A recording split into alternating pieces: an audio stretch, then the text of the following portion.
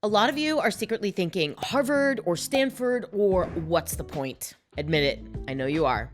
Today, I want you to ignore the rankings so that we can ask the question of whether Harvard or Stanford actually fits you, or if your better move is a different school. Hey, I'm Angela, the founder of MBA Protocol. We help ambitious professionals like you, from backgrounds ranging from consulting to private equity to all the non-traditional categories you can name, get into top MBA programs to power bold career pivots into a brand new future that you actually love. We've gotten tons of people into Harvard and Stanford over the years. It really isn't about which school is better. It's about which school is a better fit for you with your background, your spikes, your goals, and the future you're trying to create.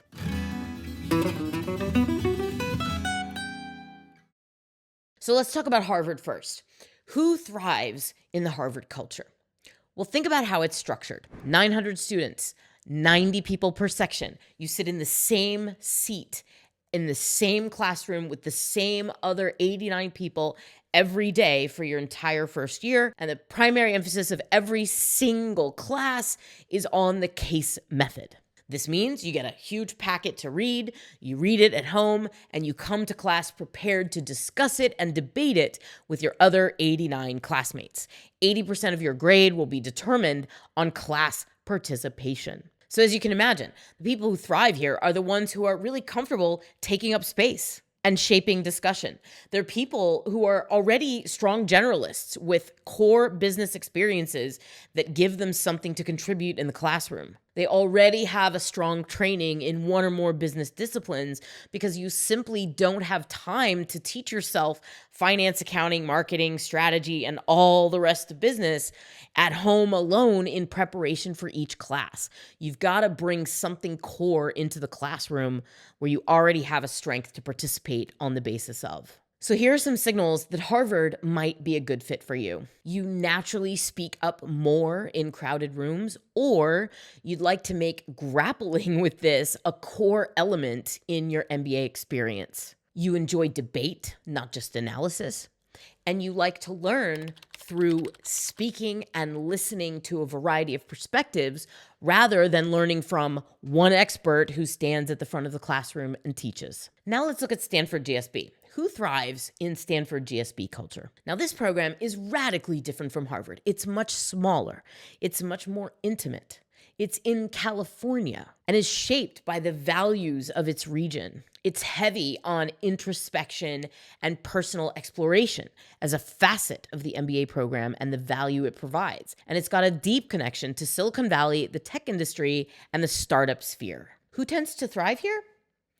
People with a strong sense of curiosity, with the willingness to repeatedly reflect on what actually matters most. People who are builders, people who have change agent energy, people who are comfortable with ambiguity and emotion, people who want to start something. Here are some signals that you might fit the GSB culture. You care a lot about why you do things, not just what to do. You're drawn to startups, tech, or possibly smaller companies, slightly less traditional paths. Entrepreneurship is a facet of the experience that you're looking for from the MBA. You like small, intense communities more than giant classes and giant global networks. But now let's look at the rest of the field and why another program might actually have the highest ROI for you. There are incredible outcomes at schools like Wharton, Booth, Kellogg, Columbia, London Business School, INSEAD, and many, many more. And for many of you, they are a better match. For example,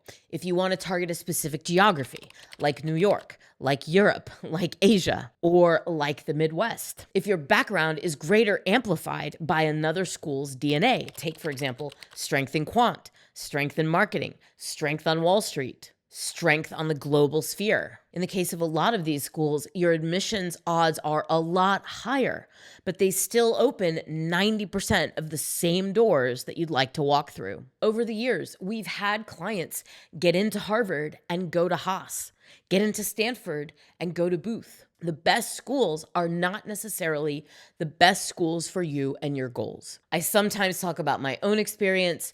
I'm the kind of person who would have hated life at Harvard or Stanford. I didn't even apply to Stanford. I was rejected at Harvard, and I ended up at Booth, which turned out to be the absolute perfect school for me. My soft skill background was greatly complemented by the hard, rigorous quant training that Booth provided. It elevated my brand immediately when I joined the Boston Consulting Group post MBA, and it actually turned out to be the cultural and pedagogical environment that was perfect for me. Having graduated from Yale College, I really enjoyed the collegial, almost gothic atmosphere of the University of Chicago and the fact that we were learning from Nobel laureates and experts. That was much more meaningful to me than participating in classroom discussion, where I would have to sink or swim and learn mostly from my classmates, not from people who had already mastered the subject that was being taught. So as you're seeking to build your MBA school portfolio, think beyond Harvard and Stanford because their cultures differ. The way they affect your brand post-MBA, your leadership style, and your learnings will matter. Because your heartbeat, what you're actually trying to build through the MBA, might line up more with other program strengths.